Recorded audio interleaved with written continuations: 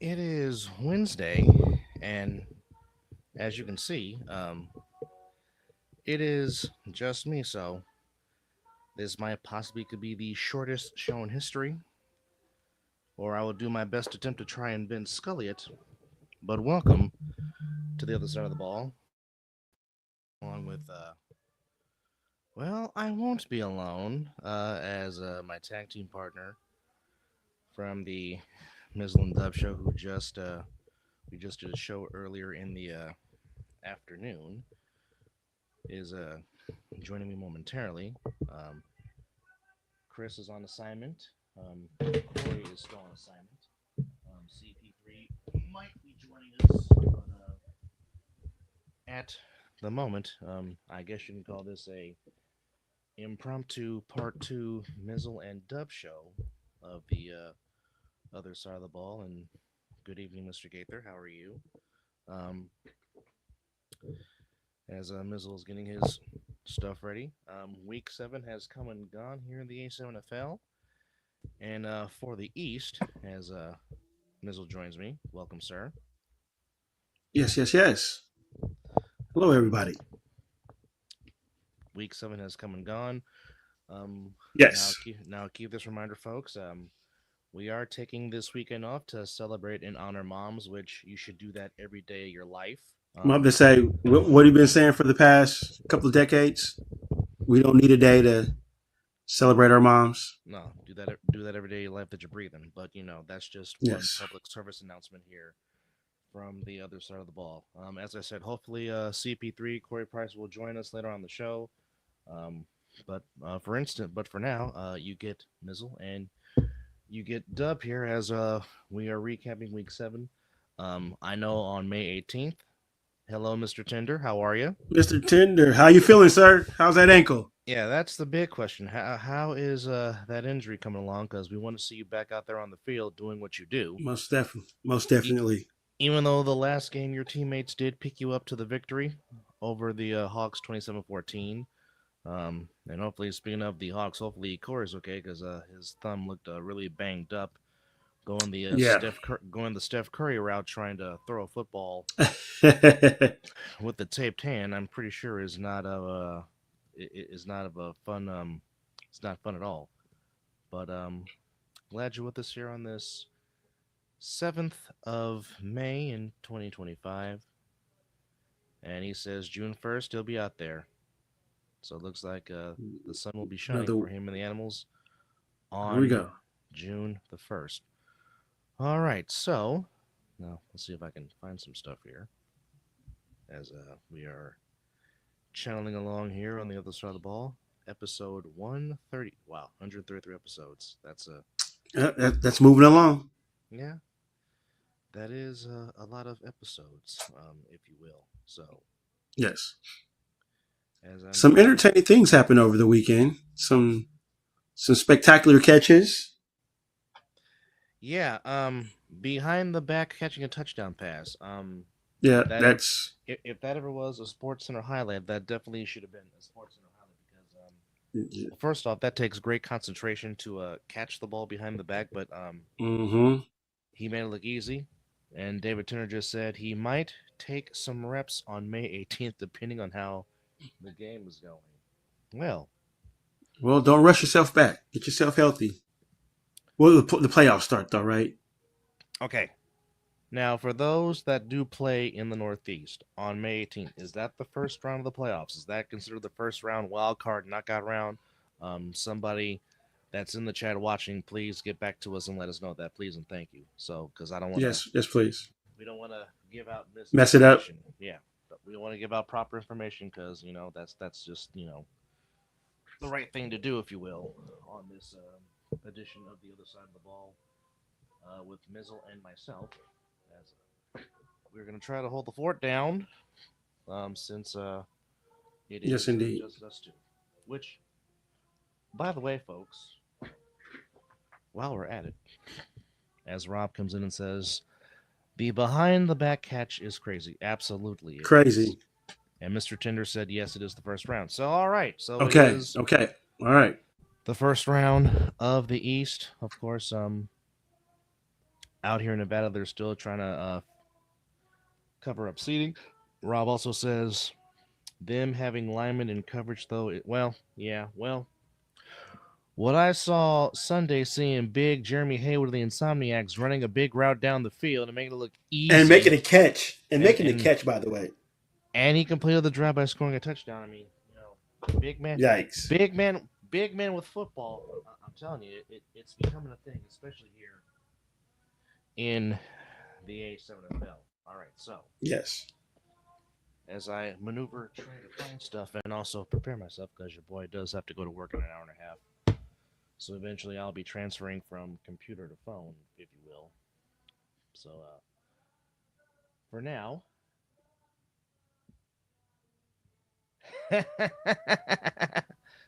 as indeed Matt Ryan is yelling, and of course now Matt Ryan's very happy. His beloved Mets got the series win on the desert over the Diamondbacks, and now he's hoping that the Knicks can pull off the miracle in Boston again tonight and really make some chaos when the Knicks Why come not, right?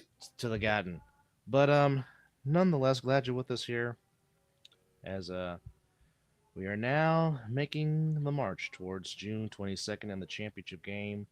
And now the spotlight will shine the brightest here in the ASNFL.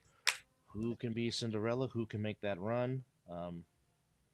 Happy is a relative term. Well, I'm pretty sure Matt is saying that in his most voice that there is, for sure. Here's Oh man, that was well, crazy. you know what, Matt? I will toast to that. Hopefully, we do see some 4 quarters of football and things not ending after 3. That is for sure, for certain. One quarter was played. That was ridiculous. 1/2. Yeah, Which, by the way, Matt Ryan, you did one heck of a job pulling off the Vin Scully last weekend, because that, of course, totally agreed. Totally that agreed. is that is not an easy thing to do, and Yes. The fact that Vin Scully himself did that for years upon years, it's you know that's why I call you the Jim Ross of A7, because not a lot of people can do that. So kudos and a salute to you, sir, because that Big time. Big time. as they used to say on the NBC Game of the Week, this bud's for you. Um, yes, I'm showing my age, folks. Uh, no, I mean I mean, I have done the Vin Scully routine, and sometimes it feels like you're talking to yourself. This feel like you're not talking to yourself. So, but you are in a sense, but you're talking to the viewers. But I mean, it just seems that way, as he says. Not many chances left, so using all I can. Hey, as they say, Go out with a bang. go out Yep. with a bang, go out in a blaze of glory. Um, and yeah, I mean, why not?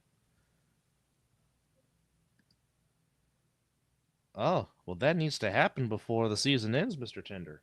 Yeah, definitely. Good grief, that definitely needs to happen. My goodness, that's not Yeah, cool. don't disagree with that. Did you get the scores up? I'm Should in have the had that going. I'm in the process of doing that. Like I said, if I wasn't sleeping half the day because your boy works night, and Matt says wild, and then he says See you in the playoffs. playoffs. Oh Well, boy. with the way things are going, it very well could happen. Yes. And And David Tinder responds back. All right, so while we work on getting some stuff, well, I will say this though. I will do this, however. I guess But Mizzle, since you had your red zone Matt Ryan playing nose tackle for the BIC, gotta love it. oh boy. Gotta love it. Actually, that could work. Bad knees and all. Matt Ryan could probably make an A gap stop. I wouldn't put it past him. Hey, sometimes all it takes is just that one play. Well, adrenaline is a very unique thing. As Mr. Webster comes with laughing emojis. Oh, some breaking news! Some new threads for the animals that they are working on for the playoffs. So put that in your Oh. Put that in your notebook, folks. Oh boy! All right, busting out some new ones, huh? Well, we know the BIC always Can it has. get any better? Can it get any better than those all grays? Those are pretty. Those are pretty nice. Well, we know the BIC always has some good fire for their playoff runs and uniform threads. So Oh yeah. can't wait to see what the animals have in stored here for this playoff run. Which again, for the East, it starts on May 18th, and Oh wait, man, definitely can't wait to see them then. okay, well, too bad the animals Now don't my have a. His curiosity has peaked. You have exact peaked. yes. You have piqued his curiosity. Um, Now, if anybody's out there, um, did the current top seven come up on anybody's page? Because I'm trying to look for that right now as we speak. So please Uh, let us know. Um, well, I know what is it? I think BIC is one, Insomniacs two, Animals three, and that's where my brain kind of remembers. But give me a second. I'll go to so you did see it somewhere. Okay. yes. All right. As we can talk about the last regular season top seven at the A7FL. Of course, don't forget, folks, you can join us on Sundays in the chat. Go to a7fl.com/chat. Again, that is a7fl.com/chat. And you can also place wagers um, to see who might have the most yards, who might win the most points. Oh, Uh oh. yeah, Uh oh. yeah. Them things, yeah, Oh. yeah. Them jerseys is pretty nice. Shout out to the hardest working man in sports, Mr. Mulcahy. Oh, yeah. Those are nice. Oh, wow. Mizzle getting a sneak preview of the Animals playoff threads here on the other side of the ball. I'm trying to Oh, find the wow. top seven. I saw them somewhere. I just can't remember. Maybe I gotta go to Instagram. Let's go there. But yeah, those are gonna be very, very nice. Yeah. Okay, hold on, wait. Here we go. So, top seven: Trenton BIC, Vegas Insomniac, Silk City Animals, Baltimore Watchmen, Sick With It, East Orange Renegades, and Silver State Stealth is your top seven. That is the final top seven for 2025. So the Stealth trying to make make another residence. Interesting, very very interesting. So we're gonna try to put that up on screen for you guys, in just a second, as we're working on some other things to put up here on this show. But I mean, this is how quick the season goes because we all channel and rage and want football and want it and we get it and we're excited and then all of a sudden, by God, we're coming towards the end and now we're football always ends very fast and it takes so long to get back. Mm-hmm. It just right. It tugs at the heartstrings, if you will, folks. Indeed. Oops. Let's see. JPEG, perfect. Yeah, it is. Give me a second. It is some very interesting matchups that are coming your way here in the Northeast that we will talk about in just a second. But right now, we're trying to pull up some things, so bear with us, folks. But again, glad you're with us here on the other side of the ball network. Double A, joined by my co-host of the Mizzle and Dub Show, Mr. Mizzle. And there you see that's the Week 6 edition. I'm looking for the Week 7 edition. Haven't found it yet. Oh, so my bad. So I brought up the wrong one. So I don't. But that's what we were going. But that was last week's, as Mr. Gaither says. Still the way. By the way, Ronald, how's your knee? So wait, that wasn't. Hope your knee is okay. As do you have a piano being played in the background? Yes. No, well, a keyboard, yes, but yeah, that's what's okay. Some lessons are being taught by the musical genius. Okay. Let's say I know I hear something in the background. I don't know where the Week 7 It's nowhere. I can't find it for some odd reason, and I saw it. Oh, there it is. Finally. All right, come on now. There we go. Oh, you found it. Perfect. No, I found something else that I'm looking for. You know the Oh, rules. What I say, you must obey. oh, yeah, most definitely. I mean, I think I got the playoff seeding thing up. That's about it Well, we'll get for to the that moment. East. We'll get to that momentarily. Yeah, Mr. definitely Webster got says, those. I think one interesting first round matchup in the Northeast. The rest, you pretty much know the outcome. Well, we'll get to that when Renegades Well, and you know four, what? and then Rob says, we don't know where the Final Four is being held, Rob. Yeah, Okay. DT3 says, yep. Okay. Anybody of higher authority, can it be confirmed of where the Final Four is being held? Because again, the last thing we want to do is give out misinformation. So, correct. Derek, if you're listening, or if there's anybody out there from the higher ups that are listening, again, if you can give us the right information of where the Final Four is being held at, so we can mention that. Oh, it may not even be announced yet. We don't know. We don't know. So, again, we don't want to go off the rumor mill. We actually want to give factual. Ryan Oh, DePaul confirmed that in my messages. Okay, okay. very interesting. All right. Well, that will be on June the 8th because we will be off for Father's Day. And of course, that means the 22nd will be the championship game, which we don't know where that's going to be played at. So, all right. But here we go. No. Okay. And Mr. Webster saying, no, that is not true.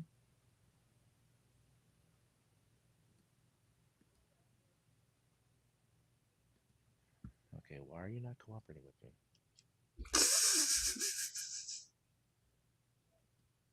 Something's not liking you, huh? Oh, you know how it is. Yeah, technology is weird that way.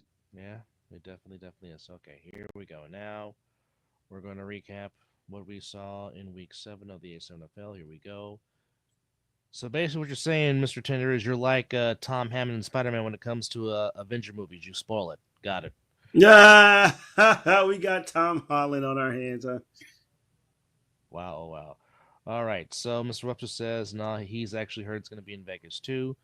Well, hopefully someone with higher ups will let us know for sure if that is going to be held in Vegas, which is pretty The behind obvious. the catch in this game was wild.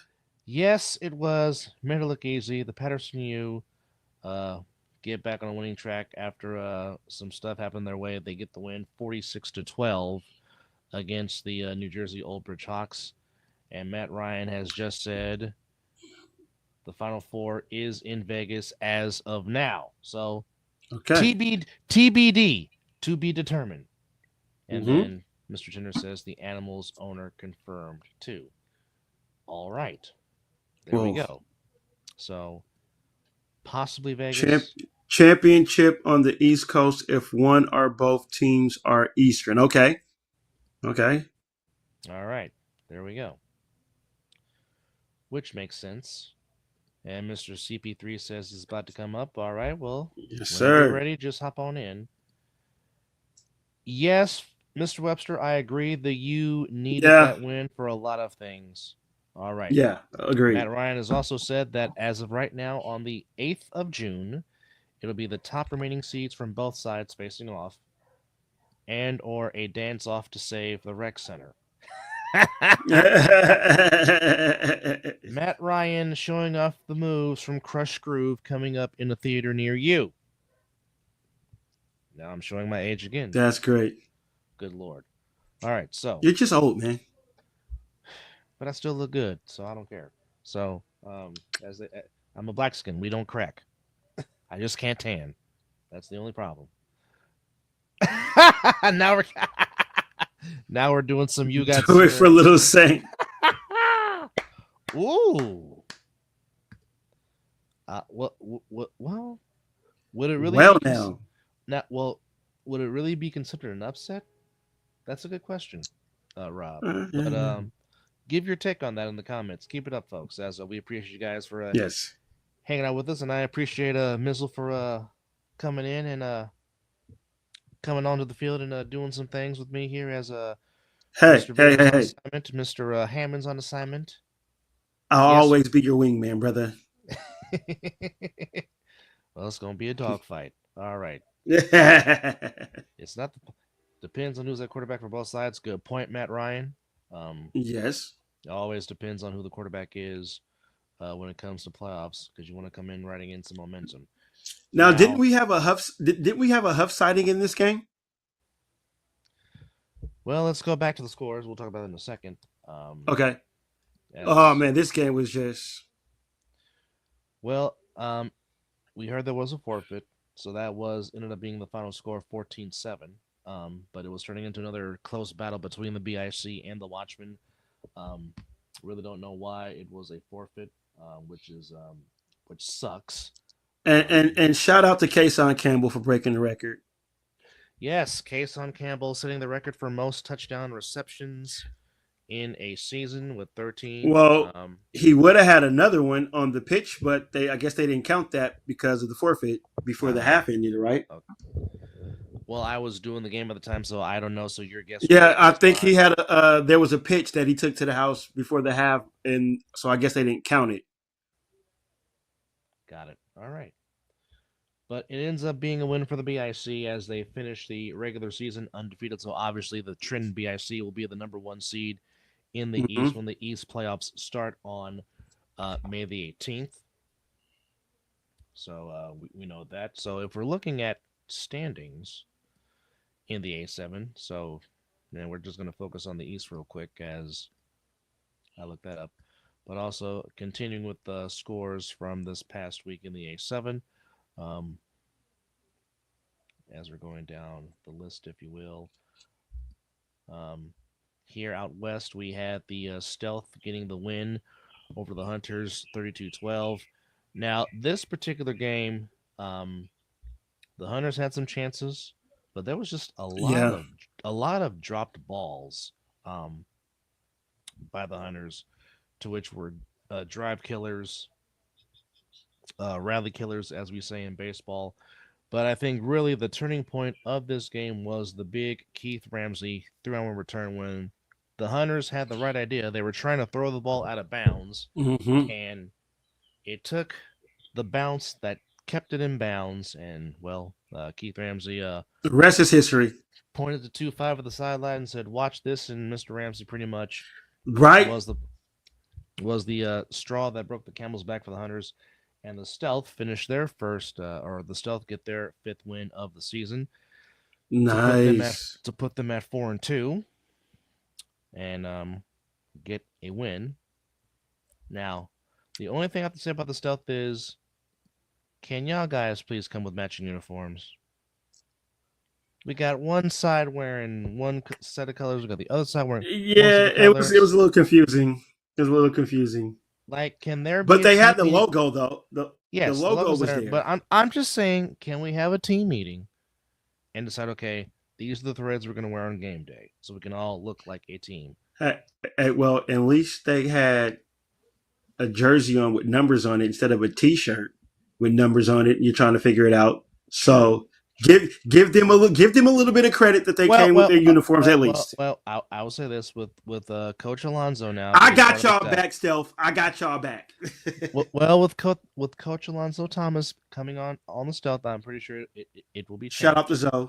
Shout out to Coach Zoe. Yes, indeed. In one aspect, the Stealth do get their 4th win of the year. Again, Justin Cool K. Shepard and Sean Russell, that tandem in the backfield is just very, very dynamic.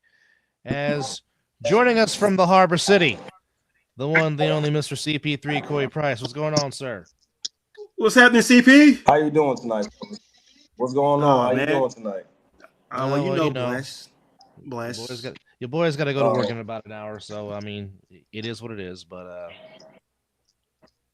Well, yeah, first of all, I'm starting about 20 25 minutes late, but I did Well, you're want to here jump now. in and jump in on the playoffs because I really feel like a lot of people are saying there's going to be a lot of blowouts, but I feel like it's going to be a lot of good games. At least Okay. 3 out of the 4.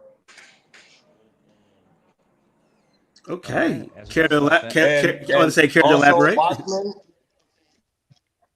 Watchmen versus the U, that has potential to be game of the year. Well, if everybody shows up and we get the full squads of both teams, I definitely agree with you. Because I don't think they've now. Chris, CB, you can correct me if I'm wrong, Corey. Have they played each other this year, or have they not? Have the U and Watchmen played each other this season?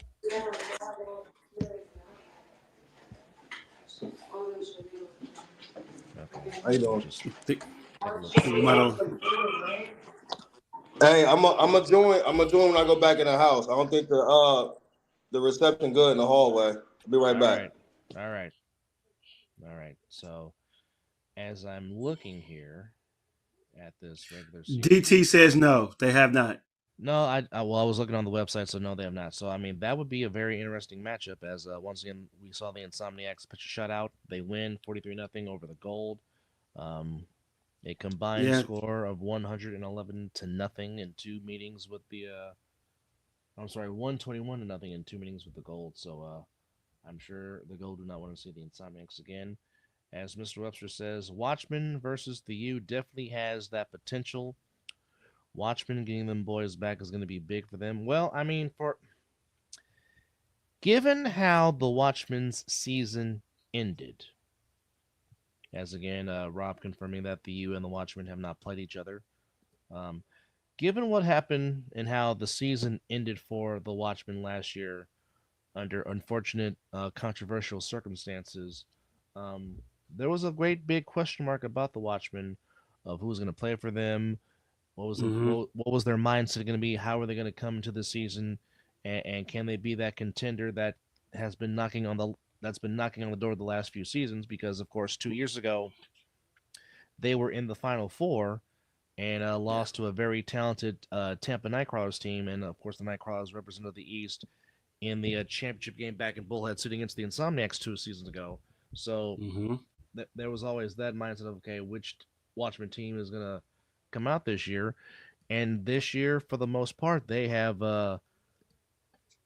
played up to their standards as they're coming in as the 4 seed, coming up with a 4-2 record. And their only losses have been to one of the top teams in the league in the Watchmen and the BIC. But they've also had some very tough games. I mean, the game against the Renegades, where they went to overtime, was a fantastic game. Yes, it was. And the Watchmen get a big win in one of those 4 wins. So, I mean, it's going to be interesting to see. And of course, I mean, we know what the U can be when all their guys are there, but is all their guys going to be there? That's the big question. Indeed. Again, the health of Huff is always the biggest question. Which version of Huff are you going to get? Yes. And plus the big unknown factor of these 2 teams have not played each other. So they know who they are. I mean, they've played them multiple times before, but the fact is they haven't played in 2025. It's almost kind of like it almost feels like a fight process where 2 fighters are trying to, fill each other out and try to see what kind of the first two rounds. Yeah, something along those lines. So I mean, I agree with what Mr. Webster says. It has the possibility to be a slobber knocker, to quote a good old JR. But I mean, it's also the great unknown because we don't know if both teams are going to have their full representation or not. So, as we talk about it, here is the schedule for the 18th, which again we will take this weekend off to honor Mom. Which again, fellas, daughters, sons, you should be honoring your mom every day, not just day set aside in April or May. So just yes, keep that public service announcement, and for those moms that have passed, God be with you. Oh, Mr. Freeman returning for the for the Watchmen. Oh, the Wolverine returneth. Oh, boy. That's huge. Yeah, That's that's really huge. huge. He'll make a. Oh, Yeah, that'll make the game even more interesting for sure. yes, indeed. Yes, indeed. I'm a big Mr. Freeman fan of the Watchmen. I love watching the You, Wolverine play you, defense. you are. Yes, indeed. All right, so here are the matchups for the playoffs in the East. So we do have the BIC and the Hawks starting it out. That's at 10 a.m. in Asbury Park, New Jersey. Then at 1 p.m. in Asbury Park, we have the Animals taking on the Heathens, which the Heathens is not going to be an easy out for the Animals, especially if the Heathens have their full squad there in Asbury Park, New Jersey. Um, Also in Maryland, it'll be the U and the Watchmen. So the Watchmen getting a home playoff game, and then we have the nightcap at 4 p.m. in Asbury. We have the Crush taking on the Renegades, also in Asbury Park. So we got 3 games in Asbury Park. We got 1 game in Maryland for your East first round wildcard playoffs. As DT says, easy win for the Animals against the Heathens. Obviously, DT is very, very confident in his team's ability, which again, Well, as he should. well, I mean, he gets an extra week of rest for that ankle. Yes, Like I yes. said, we definitely want to see Tinder back on the field to see if the Animals can make this run to perhaps represent the East in this championship game, or will it be the status quo if it is? So, for better purposes and soundboard advice. And then in Vegas, to close out the regular season, for seating purposes, it will be the Gold and Sick With It starting at 1 p.m. at Matter Academy, and then the Insomniacs and the Hunters in the nightcap. And then we will figure out the 4 seeds for Vegas, which we pretty much know the first 3. Insomniacs 1, Sick 2, the Stealth 3. As Mr. Webster comes in and says, the BIC game is going to be interesting depending on how many BIC show up on time for a 10 a.m. start. By the third quarter, though, it's going to get ugly. I guess the main question for the Hawks is the health of Mr. Hammond as Mr. Corey Hammond rejoins us. How about now, fellas? You getting a little better? Yes. Yes. So, Chris, give us your thoughts on the first matchup. We were just talking about the what possibilities it can be between the U and the Watchmen, which the Watchmen will have home field advantage because it will be. I don't know why. It's like every time someone from Jersey comes on here, it's always static and freezing. I don't know if it's because we're in a different time zone, but I remember when K-Wack came on here like last year, earlier in the year, and y'all was frying K-Wack about his internet connection, but I think it's just probably a Jersey thing and a Vegas thing at this point. Well, don't get to us because me and Miz are on the West Coast, and every time we do our podcast, I always get crap from internet and always get joked about it. So I mean, it comes with the territory. Yeah. All right, guys. Can I ask a quick question? Shoot. The Octane, not the Octane. I'm sorry. The QC Crush had hit me up earlier in the week, and they were talking a bunch of smack because apparently their semi-pro team folded out there, and they're getting all their guys back. They said, and they also said that's probably why the Octane beat the Heathens, because that also semi-pro league folded, and the Octane got all their guys back that I personally didn't see when I played them. Mm-hmm. So they were saying this is going to be a way different game. They said our quarterback is soft, which is hilarious, but I think Serve is going to tear their ass up. And who again is a very high candidate for Rook of the Year. Yes, a very high candidate for Rook of the Year, Serve, without question. Agreed. But go ahead, CP. Continue your point. Did he freeze? I think he's frozen. No, he's not frozen. Oh, okay. I think he's adjusting his mic, I think. Damn, you guys sound like RoboCop. Oh, man. Yeah. Now we sound like Murphy. Now RoboCop. Rob says the QC Crush is going to get slaughtered, which begs the question, to the rest of the audience watching us, do me and Mizzle sound like Murphy? which is RoboCop's real name, please let us know because the last Well, one I really said sound like you sound pretty clear to me. Okay, well you sound clear to me. All right, as Webster says, Mr. Webster says, keep going, CP. Um, so he's giving us some insight. So he's saying that the Crush getting their people back. Thank you, Corey.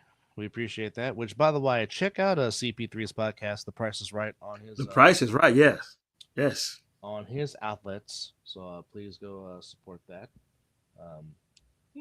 Also, go support the Mizzle and Jub Show and the All Pro Jaffos. And now we sound clear. As CP3 just said, he's going live tonight after we conclude this show. So there you go. So to our viewers in the Northeast. Thank you. Yeah, that's fine. Then what you gonna do with this hat? Wear it when I broadcast. Yes, folks, I wore a. Well, actually, you know what? I'll just. Oh, he's gonna do it now. Why not? So there you go. I wore this on Sunday in the booth. Nice. Good question, CP3. He's asking, do you guys think that Scooter isn't? No, he's not getting enough respect. And well, I'll let Mizzle take this one first because that's his quarterback. So Mizzle, you go ahead and answer that first, and I'll. I mean, well, respect should be given right and then. He's a 2-time champion. That's all I gotta say about that. I mean, if you see his body of work, he's not just playing quarterback. He played a little bit of defense over the weekend. He was on the D line. That was interesting to see there. But if you know anything about the Insomniac players, there's only one goal that they want, and that's to be the 3-time champion. They want to be 3-time champions and get the cash. So we know who Scooter is and how well he plays. So the respect is given because they talk about it. They give him this. I would say yes, just to make it short and sweet. Yes, I think he does. Is it enough? Maybe not. But when you're a 2-time champion, that speaks volumes enough there. So, well, I'll say it like this. I don't think he gets enough credit because first off, you see how many guys he implements and gets involved on the offense to make sure everybody gets a touch. Like Devontae will get a carry. Juice will get a carry. Wilkerson will get a carry. Then he'll make sure that Haywood gets a pass and that, Kenny Mack catches a pass out of the backfield or Schwenk gets a pass. Or lately, thank you, Corey. Appreciate it, brother. You see JJ Pugh, who normally plays defense. Now he's getting some playing time at running back. And, he looks like a natural playing running back. You got Prime sometimes coming out playing wide receiver. Yes. And also doing things. I mean, last week you saw Trevion Fleming play offense and catch a pass and almost take one of the house. So I mean, he does so many good things. And then, as Bill said, and the funny thing about this is, as Mr. Webster says, he gets it from me. 2-time champ, runs his offense, can make every throw, can move when he needs to. Yes, to me, I don't think he doesn't immediately pop up when top QBs come up, and that's a very good point too. I mean, and again, I mean, I know he had tremendous stats this rookie season. He only threw one interception the whole entire year in 2023, and that kind of put everyone on notice. And then what he did last year in New Jersey, breaks his hand, and then in a sense, they pretty much go to a Wildcat power running game, and then he becomes with him on the line, becomes the fourth block with him and Kenny Mack and Big West, and they're just opening up holes for Wilkerson and Juice and whoever needs to. I mean, he's just a winner. Point blank, period. End of story. Scott Hamilton is just a winner. Oh my! Agree. Really? The Celtics are really about to blow another 20-point lead. Are you serious right Well, now? the Knicks are only down 5 with 3 minutes left in the game. Oh A little wow. over 3 minutes. Sorry about that, folks. I just got an alert, and that's just wild and bonkers. Well, I got it. I got it on the TV while we're doing the But show. Scotty's just a winner. Agreed. That's just what it is. He's a winner. Like there is complete trust from him when he's running the offense, and there's just no doubt that they don't think that they're not going to score every time they get the ball. That's just their He mindset. puts the team in the right situation. That he does wholeheartedly. Calls the right play. I mean, you rarely see him make a mistake. Balls are being delivered. He's accurate. I mean, what else can we say besides that he's a 2-time champion? And yes, like you said, that is my quarterback. That is definitely your quarterback. But no, that's a very good question, Corey. Yes. And again, I mean, we see quarterbacks having great years. I mean, Tinder before the injury is having a great year. Picking up where he left off in his rookie year, which he was tremendous. Yeah, tremendous the year before. Sir, from the Renegades, and the limited stuff that I have seen on the Renegades, he is definitely a player in this league, and definitely will be a candidate for Rookie of the Year. Obviously, Sterry is still Sterry. I mean, has the man had an incomplete pass in the last 3 weeks? It doesn't seem that way, doesn't it? Seems like every ball he's throwing, it's being caught. I mean, he's damn near completing 70% and it's just of his not passes. It's just not the quick passes or the dump offs. He's dropping the ball downfield as well with accuracy. So, goodness gracious. And as CP3 hits the chat, can the Animals beat Captain America with DT3? Ooh. Oh, without. Well, they had a very good performance last week. Again, it's not Captain America, but they got a lot. They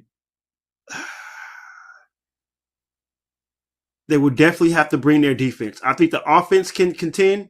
They would just definitely have to bring their defense to back it up, to back up their offense. I mean, I know that's cliche with anything when it comes to sports, but if they bring their defense and get a couple of stops, and the offense can put a couple of points on the board, get the running game going. Yeah, I can see it. It will. It's going to be a very, very entertaining game, but I think they can pull it off just by the performance that they put on last week, which was pretty good.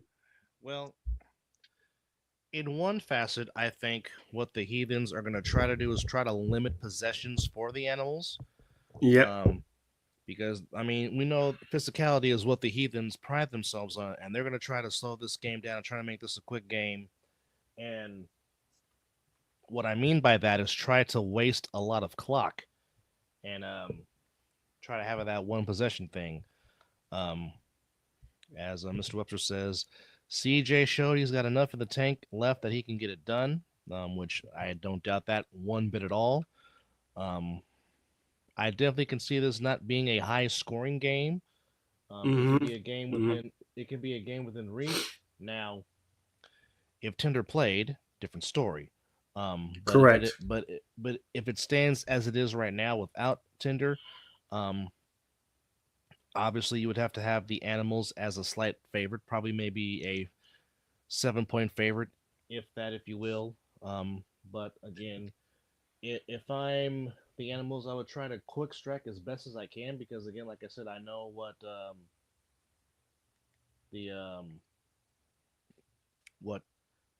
Heathens are going to try to do. They're going to try to slow down the game, play time of possession, play ball control, and try to limit offensive chances. As Mr. Rupter says, hot take: if things look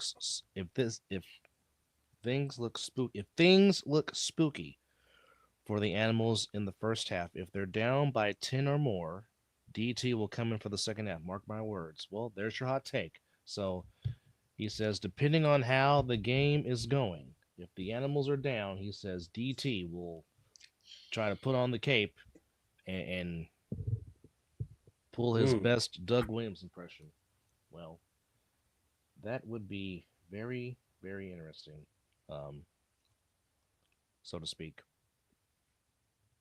That'd be very interesting. Oh, Oh, the Knicks are about to be down 1. Good Lord. All right, next matched up, Triton BIC will take on the Old Bridge Hawks. Oh, hold on, wait. I have the. Go ahead, continue. So the BIC and the Hawks will battle it out at 10 a.m. Jersey time. Of course, all games you can catch on AceNFL.tv. With, of course, our good buddy Matt Ryan on the call. It's the Old Bridge Hawks and the BIC kicking it off.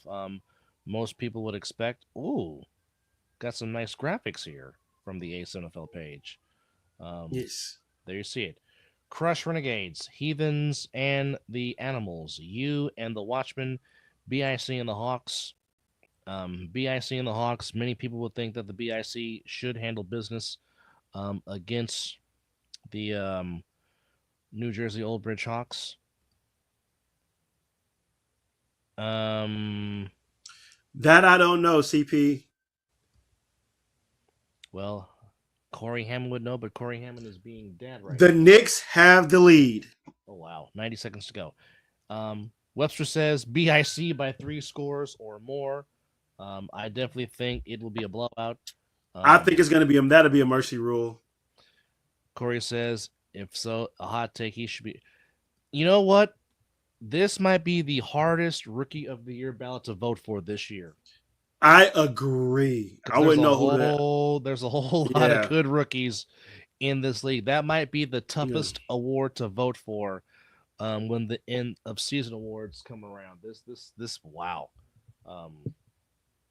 That's a very hot take. Very hot take. But I like the BIC big over the Old Bridge Hawks. Same. I'm going BIC. I just think it's going to be too much Sterry, too much Ashanti Worthy, too much BIC, and Jalen Brunson is an absolute dog. Yes, he is. And don't forget about Kason Campbell, man. Yes. That young man is a football player. Well, all he does is find the end zone. Oh, well. So that goes out saying he says that is the key to little brother. So I think he is a rookie. So Mr. Webster is confirming that. Getting some great take. He says serve, Renegades, Animals, tight end, Hawks wide receiver. And out here in Vegas, I think Shannon Allen Prime definitely deserves some consideration for Rookie of the Year. Definitely Prime. Most definitely Prime. Also, Siobhan Richardson from Sickwit also deserves some consideration for Rookie of the Year because he's been a fantastic compliment to Darren Palmer. Obviously, I think Canyon Stone King should get some recognition for.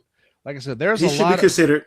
There's a lot of rookies in this league this year. Like I said, this might be the hardest award to vote for when it comes to Rookie of the Year in the Ace NFL. As just mentioned by Mr. Webster, yes, Canyon Stone King. He's nice. He is very tall in person. That's all I can say. I can't wait to meet the young man. No, he's a very fine young man, so that is great stuff. As boy, if this happens. What did I say? What did I say on last night's show? I know what you said. I know we're not bringing the Mizzle and Dub show into this, even though shout out to our show. But and also we do sorry we have not been able to do the A7 recap show, which we normally do, but just scheduling just hasn't been working for us. Yeah, your boy is back to working on Sunday nights now, so I don't completely have Sundays off like I used to. So my apologies for that. Hopefully sooner than later, we'll get back to having an A7 recap show. Because I wouldn't say underrated. I would say probably the most talented rookie class we've ever had. Yeah, because we're talking about them. They're being recognized. They're it's some good rookies playing this year. Very much so. Real good, very good. It'll be a good class to vote for this year. Yeah, like I said, it's going to be a hard. Whoever gets it, you're not going to be like, oh man, somebody. You're going to be like, yep, yeah, I can see that. I think whoever wins the award, they would all probably say very deserving of the award because, like I said, this rookie class has been outstanding.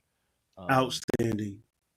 I mean, there's really not much you can say too. They man, it's been great to watch these rookies shine out, ball out, and show off their great abilities in this game.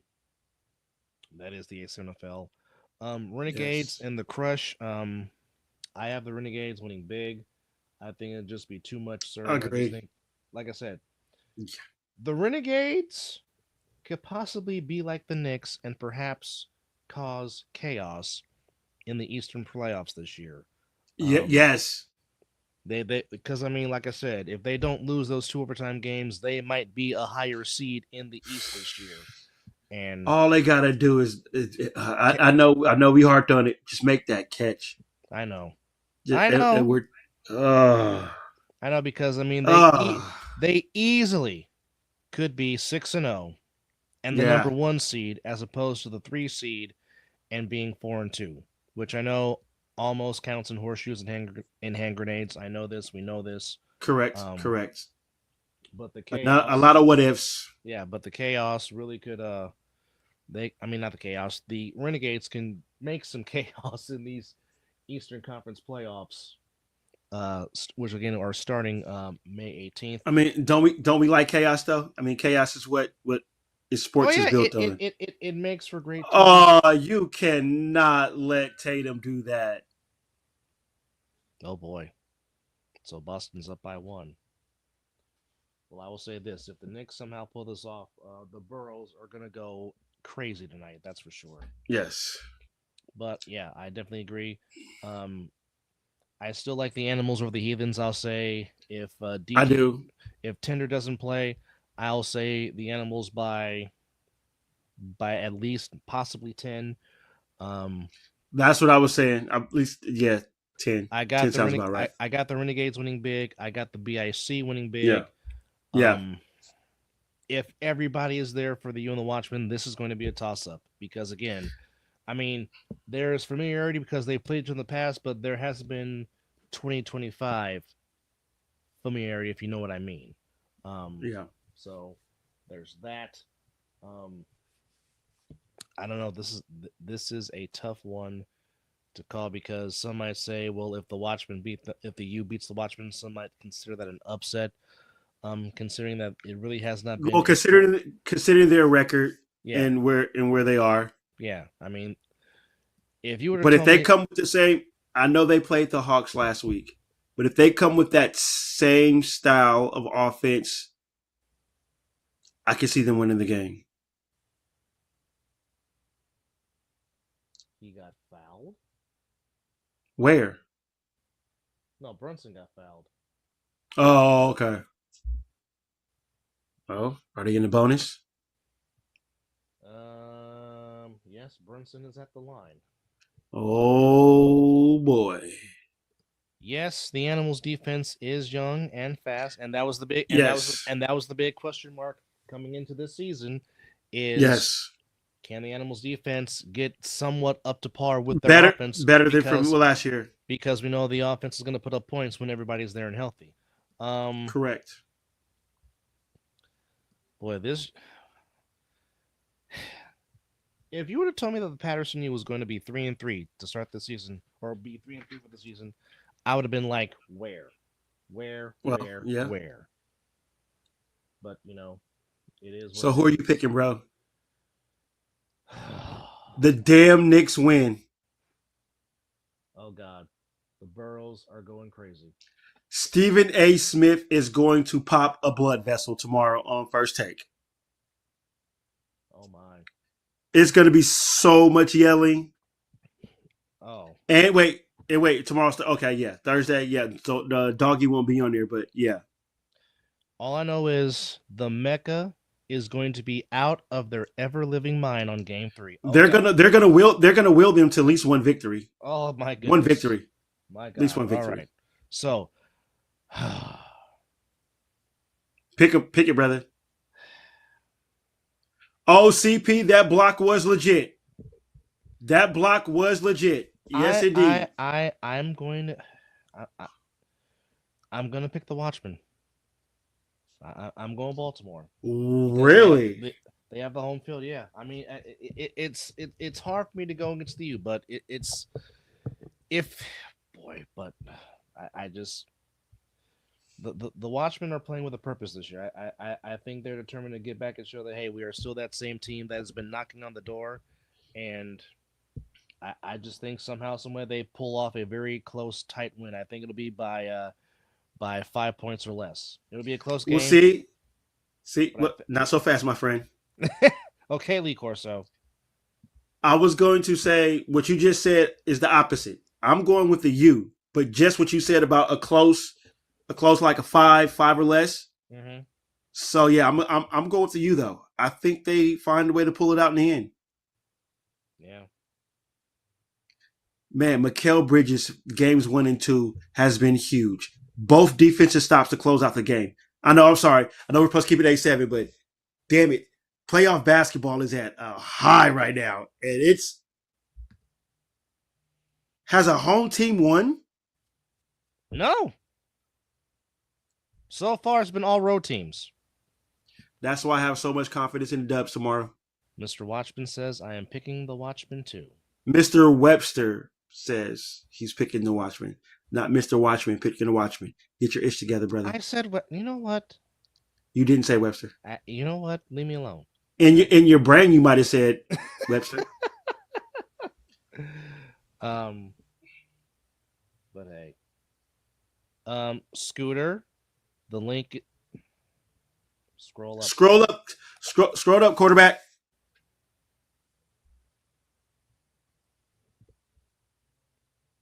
Oh, Mr. Webster giving a hot take. If Boston loses the series, Brown or Tatum, one of them is getting traded in the offseason. Oh, boy. Ooh.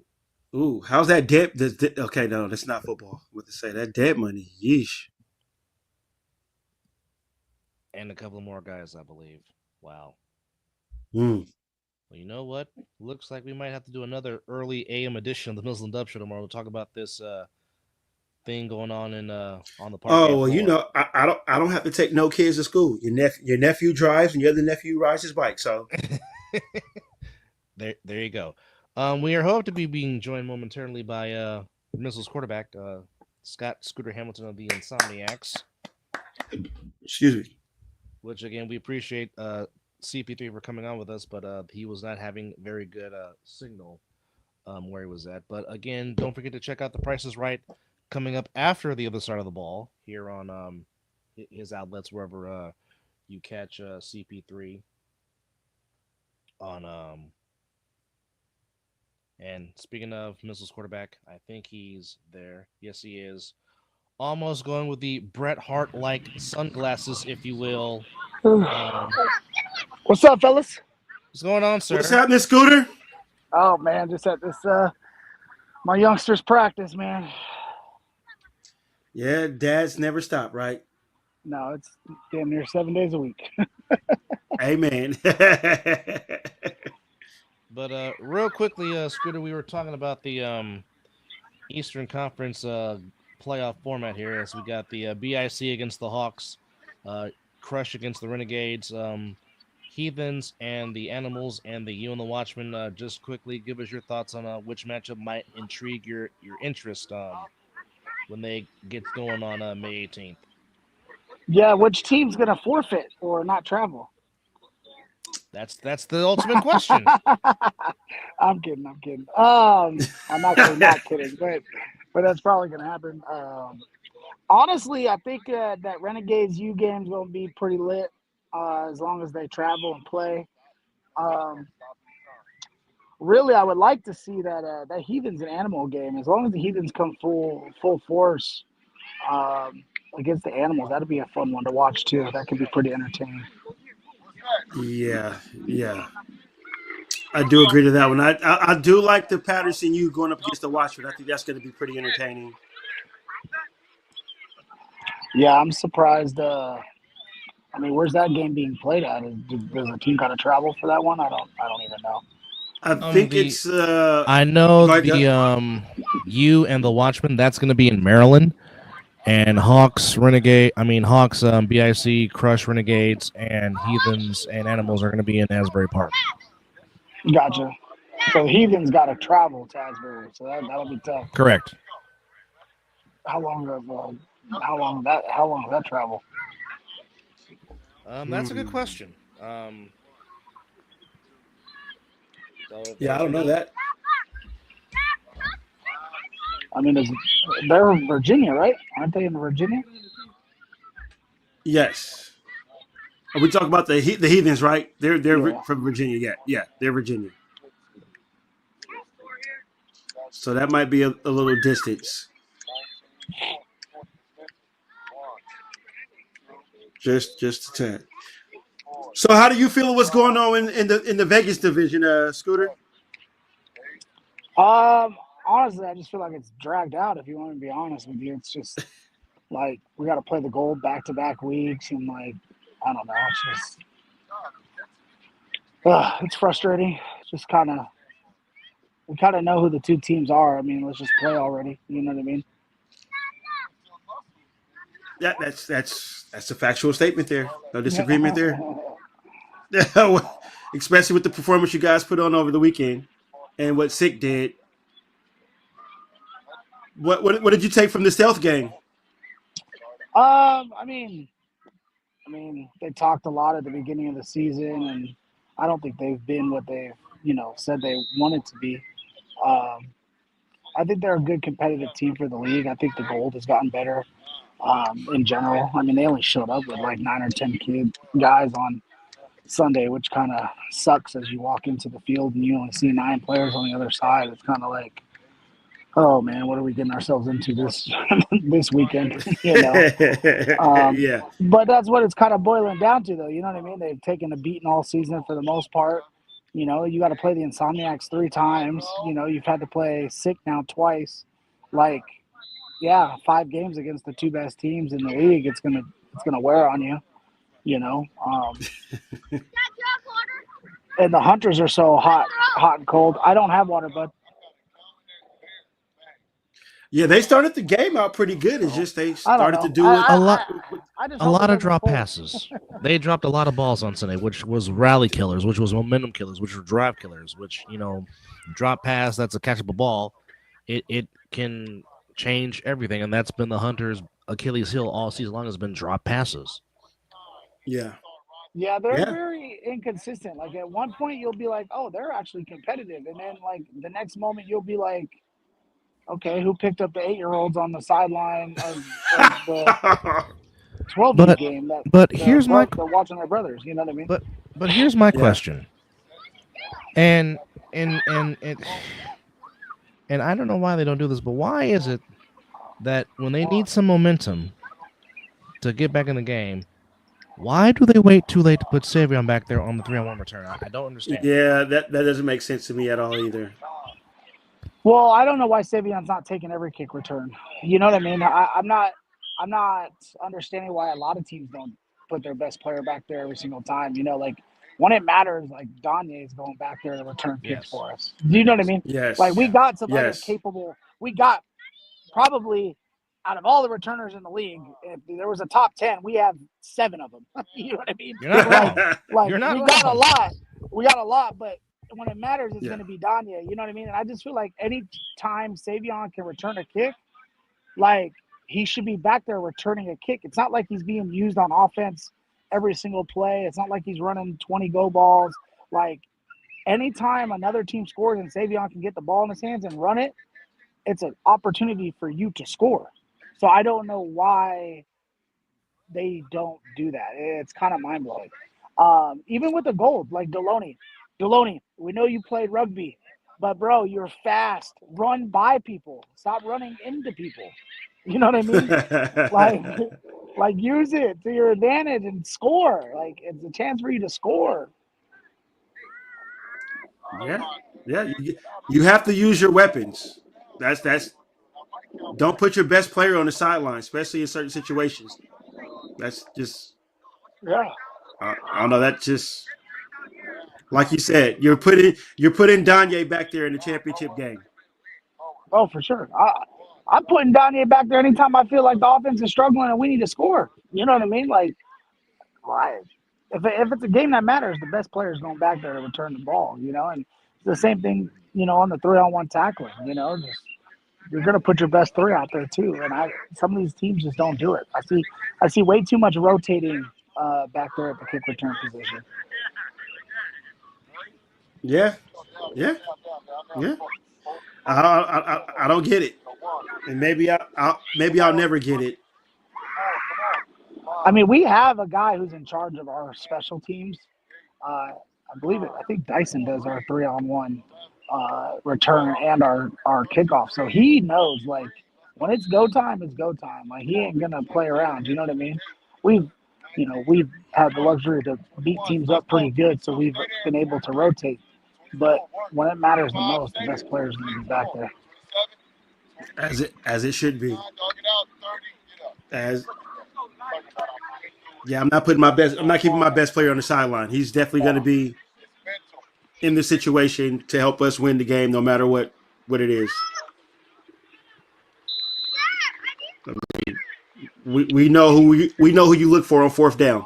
Oh, for sure. For sure. There's no secret to that.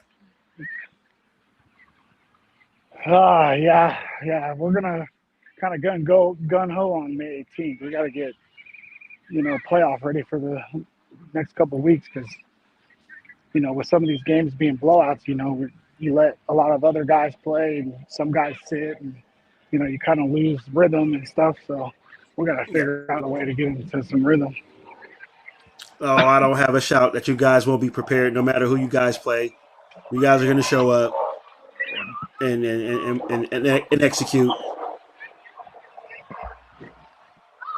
We got any special guests coming on, Dub, or what? Say that again, Scooter. You got any special guests coming on, or what?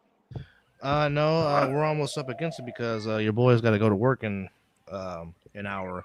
But I do got a question though. How is Coswell's ankle? How's Megatron's ankle doing? As far as I know, it was he was walking on it after the game.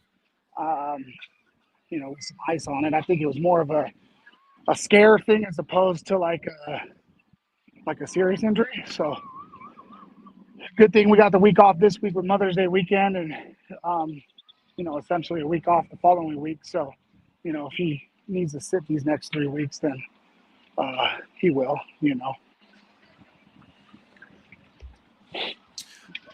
All right, fellas, I got to take off. Dub, it's you and Scooter. It's good to see you, brother. All right, Miz. We'll see you, bro. Yes, sir.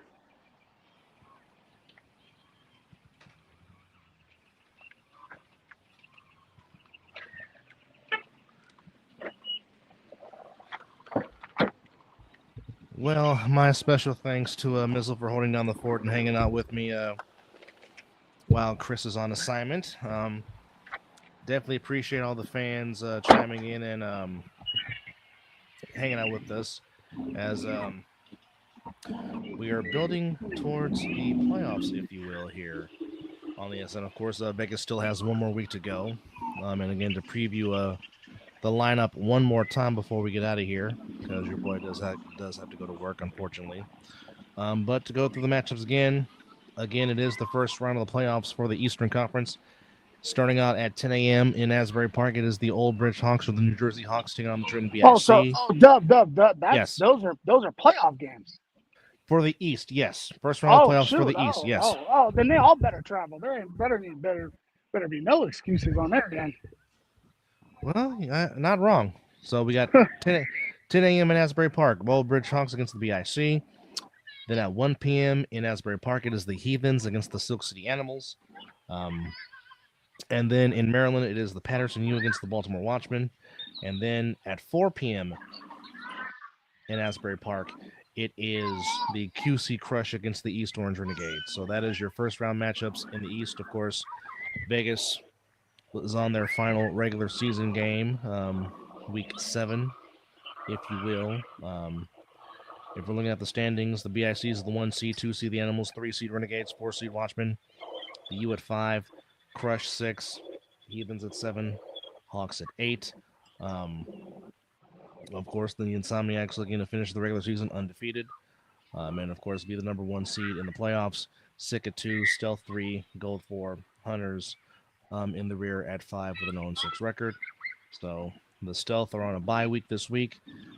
Of course, the Insomniacs have one more tune-up against the Hunters to close out their regular season, and Cicada will take on the Gold to close out their regular season, and then the West will get going on June the 1st for the playoffs in the West.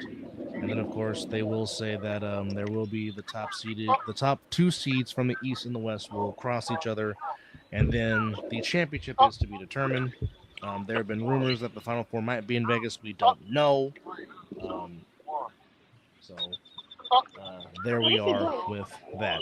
But is there any plans just to get you guys prepped ready, as you guys should take care of business against the Hunters? But is there any plans to just fine tune the offense and the defense, get playoff ready for your championship run, Scoop? I think it's just getting our guys the reps. You know, the first, what would you call the first stringers? You know, get those guys more reps, more quality reps. You know, it's hard to.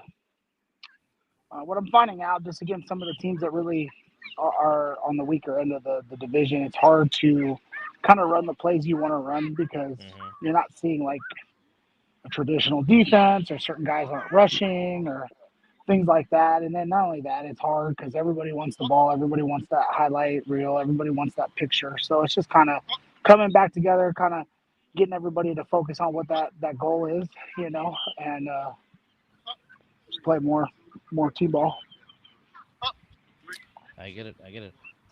It was good to see you out there playing some defense. Now, ironically enough, it almost made me sound like you heard me, because I was like saying it would be interesting to see Scooter play defense, and lo and behold, I'm like, whoa, he's out there playing defense. Yeah, I want to play linebacker, but you know, I can't steal Jeremy Shine. You know, no, he's pretty good in manning the middle for sure. I played linebacker in college, so that defense is actually that's my passion. You know, that's your natural position.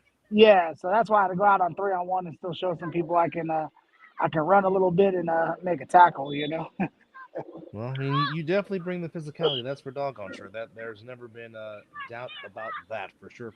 Yeah. But I guess out of this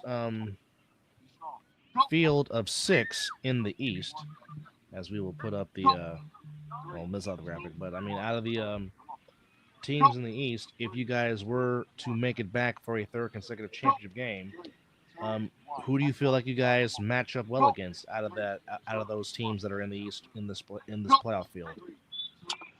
I think that we have a lineup that can match up against any of them, really. I think it just kind of comes down to like, who do we want to play? You know what I mean? Got it. So you know, we got BIC last year. That's who we all wanted to play last year. You know, we said we want to play the Animals. We've been saying we want to play the Animals, so that would be a team that we would want to see. You know, but who knows what's going to happen in the East? You know. I dig it.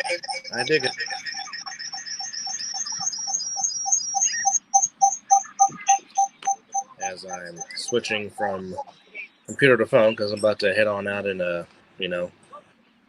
do the adult thing and go get paid and whatnot. But I hear you. Obviously, so I mean, if Scooter had his choice, who would Scooter want to play out of those teams? Who would set the Animals? Is there anybody else besides the Animals that you would want to play if it comes down to guys? Oh yeah, I wouldn't mind playing the BIC again. You know, I think the Watchmen would be kind of fun to play, just because you know, they claim physicality and stuff, and I would really like to kind of put it on them. But a rematch with BIC would be fun. Well, I mean, there is a lot of interesting possibilities that can happen in these playoffs. Obviously, I said earlier that I think that the Renegades could perhaps do some chaos, because obviously they were 2 plays away from possibly being unbeaten themselves, or at least with 1 loss, given the fact that they had 2 games where they really should have won, per se. Yeah. Definitely one game they should have won if they'd catch that conversion against the BIC. Of course, the heartbreaking loss to the Watchmen in overtime. So definitely, I think the Renegades can perhaps cause some chaos in the Eastern Conference playoffs. Yeah, they're I, definitely the sleeper team, Dub. They're definitely the sleeper team. I forgot about it. That's why I'm saying that. Yeah, they're definitely the team to watch out for sure. I definitely would agree. But just talk about real quickly while we still got some time. Just quickly talk about like the additions that you guys have made, adding a William Coswell and what he's meant on defense and offense and the return game, and then adding Prime to the fold because he's just been fantastic. Where it doesn't matter if it's offense or defense or returns. I mean, just talk about the new blood that you guys have brought in to the Insomniacs family. Yeah, I think the important thing is bringing in the young guys, right? A lot of us are a little older. We got some even older guys on the team other than myself and a few others. So I think just being able to bring in a couple young guys that kind of have and understand the same goal that we have, and stay motivated. It's been nice. They come with lots of energy. None of them bitch and complain on the sideline. They all play their role. They all make plays at some point. Even Joey, like Joey Prime, Moses is getting out there getting sacks and tackles. Everybody knows what Will can do. That dude's freaking nature. So it's been really refreshing to see the young guys be able to go out there and play. Well, yeah. I mean, no. Um, it's really a fun dynamic to see because you just continue to grab guys and just add to the repertoire. And again, when you got young guys, like you said, their main thing is they want to play, and not really are accepting of a role, but they are accepting a role, and that's good to see. Yeah, the biggest thing is like just being coachable, right? A lot of guys aren't coachable. A lot of guys think they know more than what they let off, um, and the fact that they're coachable and they'll learn from mistakes, or they'll be coached prior to making mistakes. It's always nice. That it is. Well, like I said, most of you guys on that team are coaches anyway, so there's a mindset of team first, and I think that's one reason why you guys have won the last Yeah. two championships and are going for a third. Just I guess if you guys have an unsung hero of your team, and I know there's many you can name, who would be some of those unsung heroes on your guys' team? Sure, man. I don't know. um, Well, you got plenty to choose from, that's for sure.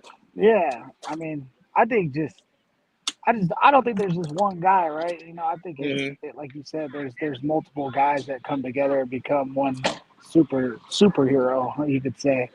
Um, there's not one guy that I can specifically name. I think everybody that's on the team is on the team for a reason, and everybody contributes. And after winning it twice, it just seems like more guys are more okay with sitting on the sideline and coaching, or sitting on the sideline and cheering on, and or just getting a play here or there, and just knowing that they could still kind of do something. A lot of people think they can do more than what they actually can, but a lot of our guys know their limits and their role, and it just helps. It just helps all around. So it's hard to pick one guy.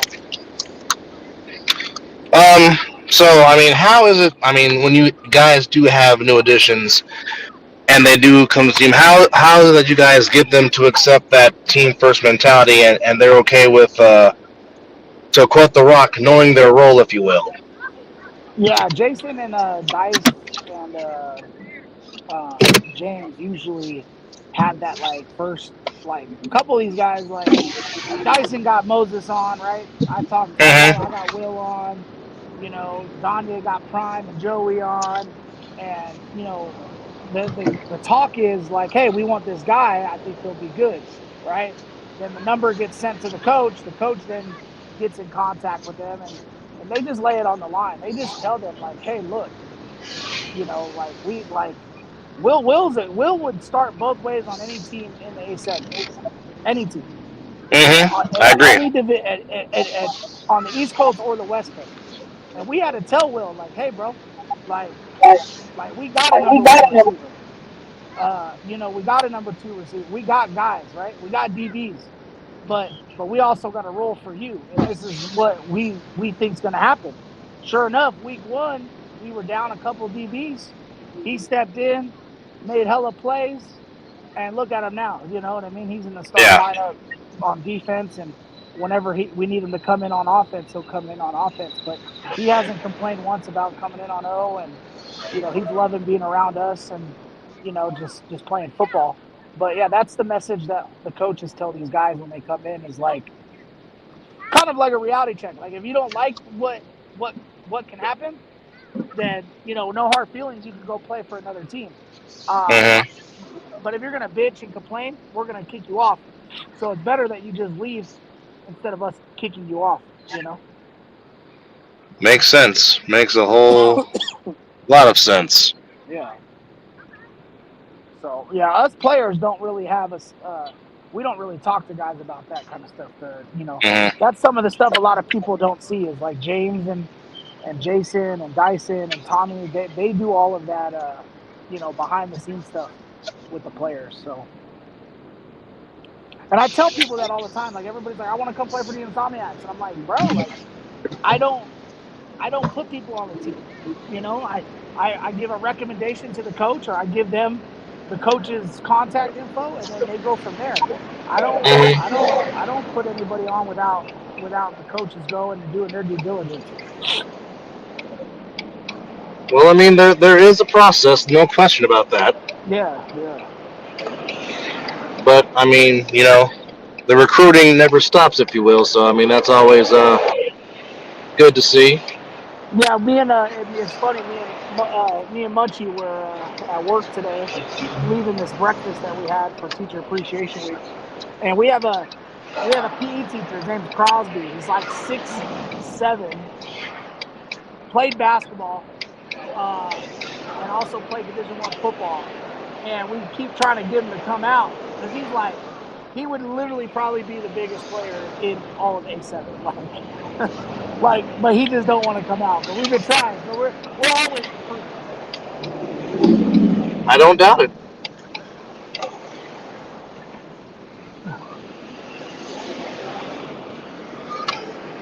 But yeah, Dub, I'm gonna go ahead and let you go, man. I know you're heading to work. I know we can log off this, and I'm gonna get back to keep an eye on my boy at practice.